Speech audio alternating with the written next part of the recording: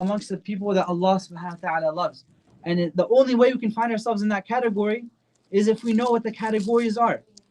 Let me give a very practical example. In order for you to show your mother how much you love her, you would go out of your way and find out what type of chocolate she likes or what type of flower she likes, and you will bring that home for her. You would find out what type of cake your son loves, so when he memorizes the 30th juz or a new surah, you would bring him his favorite chocolate cake. Am I right? What kind of cake do you like? Vanilla cake, right? Your favorite cake, you would bring it for your son because you know that's what they like. So in the same way, we have to learn what Allah subhanahu wa ta'ala likes so that we can make sure we fall into that category. And there's a hadith of the Prophet ﷺ where he taught us a beautiful dua. He taught us a dua that Dawood ﷺ used to make. The dua goes as this, and I'll say it in Arabic first, and then I'll translate it into English. The Prophet ﷺ advised us to make this dua. Allahumma inni as'aluka hubbak.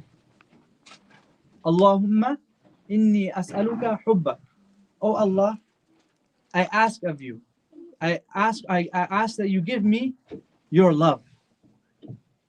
I ask of you, Ya Allah, that you give me your love. Allahumma inni as'aluka hubbak wa hubba man yuhibbuk. And the love of those that love you. And I ask you, Ya Allah, give me the love of those that love you. That's a weird thing to ask.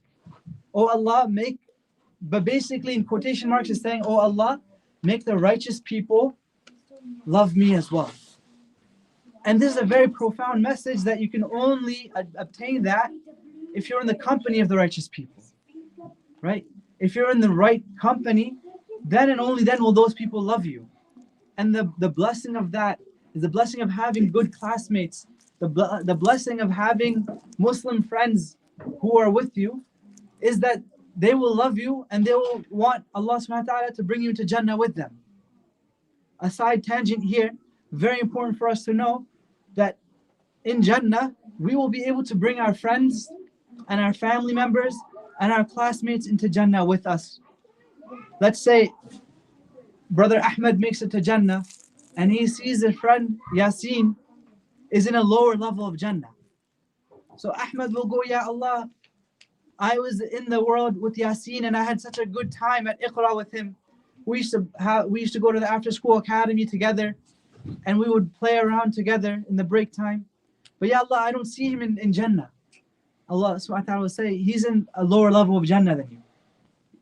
But Ahmed will say, Ya Allah, please, out of your mercy, allow this Yasin to come into a higher level of Jannah with me as well. Because you were friends with Ahmed, you will now be able to rise to a higher level of Jannah. Think about that for a second. That's why we want to have Muslim friends, pious friends, people who are fearing of Allah subhanahu wa ta'ala. So inshallah, they will be able to bring us to a higher level of Jannah. Going back to the dua. Allahumma inni as'aluka hubbak wa hubba man yuhibbuk wa hubba amalan yuqarribuni ila hubbik. And there's another variation of the hadith. Yuballighuni hubbak. Oh Allah, grant me the love of actions that will bring me closer to you. Hubba amalin yuqarribuni ila hubbik. Actions that you love. Oh Allah, grant me love of those actions so that I don't see it as a burden. I see it as something I love and enjoy. And there's a hadith, there's a famous saying of the pious predecessors that لو عرف العامر سهلت الأوامر. If you knew who the person telling you was, asking you of a favor, it was easy to do that action. For example, let me lay this out for us.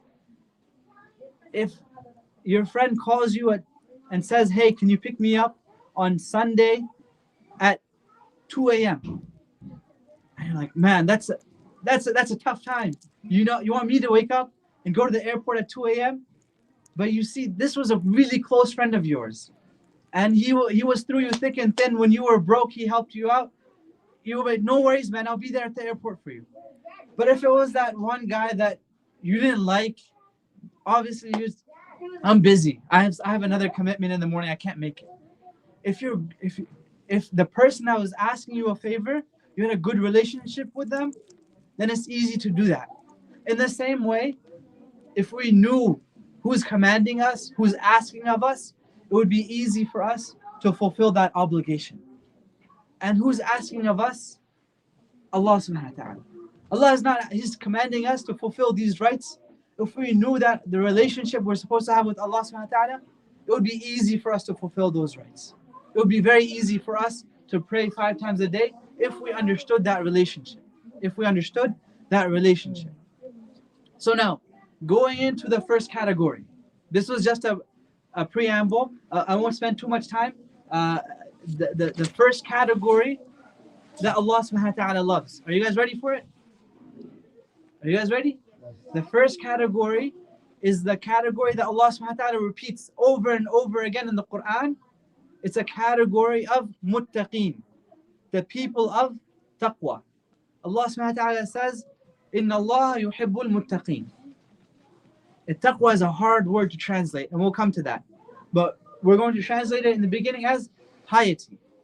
People of piety. And I'm going to make this easy and digestible because you're like, man, I'm never going to make it to that standard of a pious person. But this is something very achievable and obtainable in the sight of Allah subhanahu wa ta'ala. Each of us, all of us have the opportunity of being pious in the eyes of Allah subhanahu wa ta'ala if we understood and if we tried. And that's what Allah subhanahu wa ta'ala is looking to us for, to make an effort. We're not going to become perfect, but what we're asked to do is make an effort. So the quality of piety. In the salah, I recited an ayah in the first rak'ah.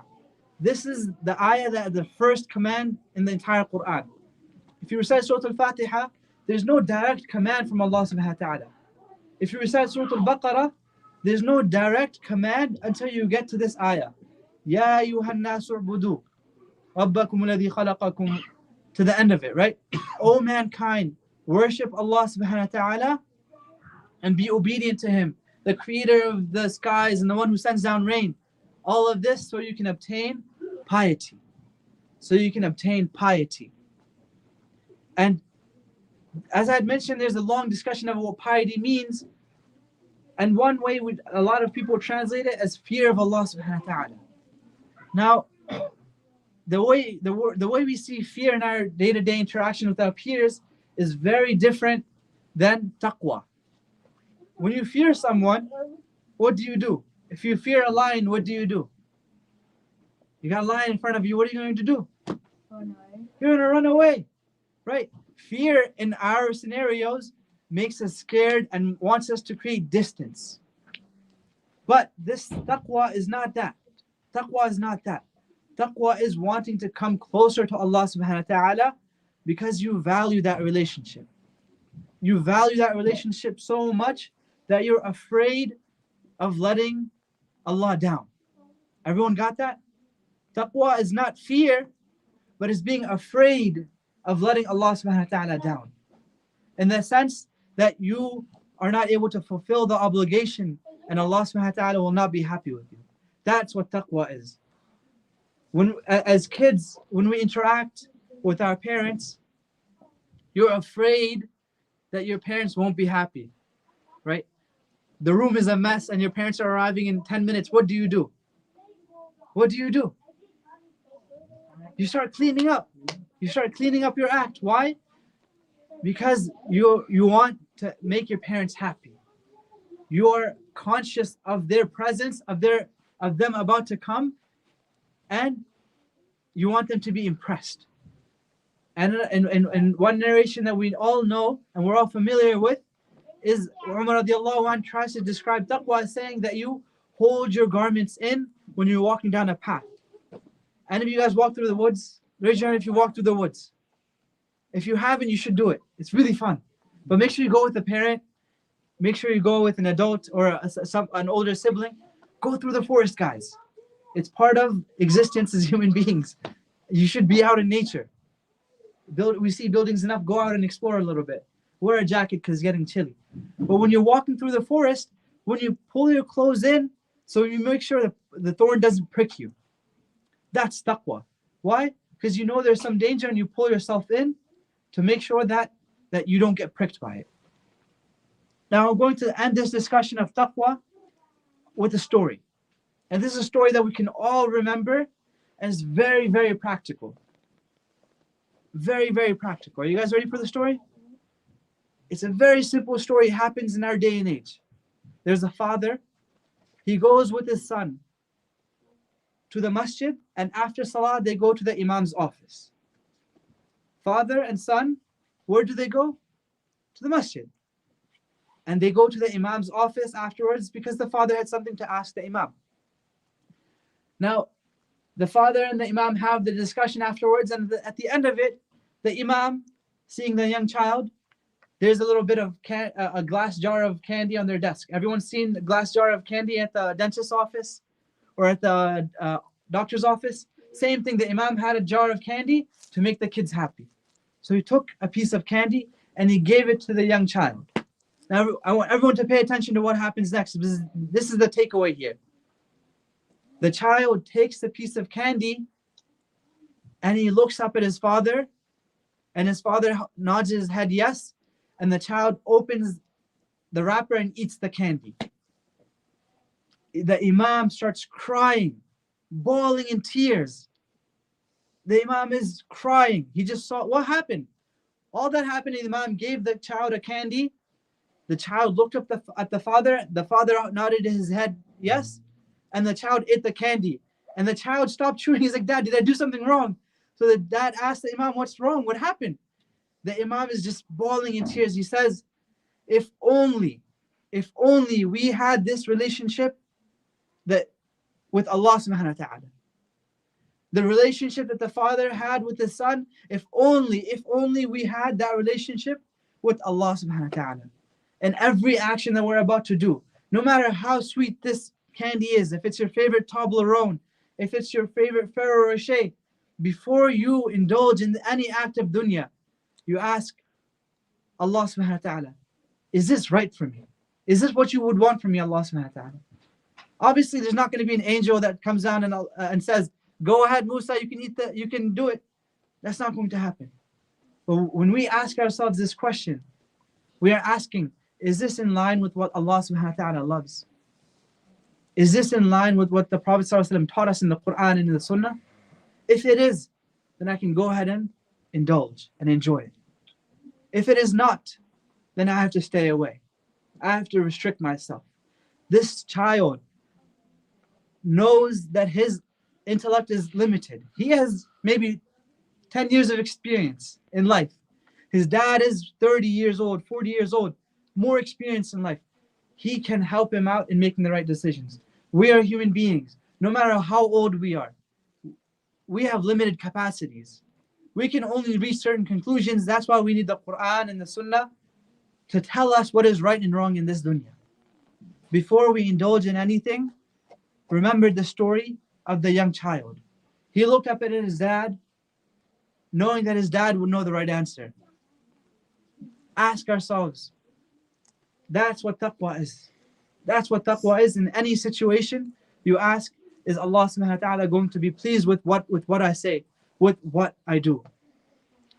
I said that was going to be my last story, but I end with a very, very important point. Going against the will of Allah subhanahu wa ta'ala, more scarier than the punishment, more scarier than the fire of hell, is losing the love of Allah subhanahu wa ta'ala. Is losing Allah subhanahu wa ta'ala's love for you. You know that moment when your parent is disappointed with you, or your boss is disappointed with you, or someone that your teacher or your mentor is disappointed with you, you just feel so bad. You just feel so bad. They don't even need to punish you, but you just feel so bad. That's what taqwa is. Knowing that you want to please Allah subhanahu wa ta'ala, and you don't want to be cut off from the mercy of Allah subhanahu wa ta'ala. You don't want to be cut off from the love of Allah subhanahu wa ta'ala. So I end with this. We ask Allah subhanahu wa ta'ala to engender us and foster in us His love. And Allah subhanahu wa ta'ala grant us the love of the righteous people, and that they love us as well, so they can bring us a higher level in Jannah.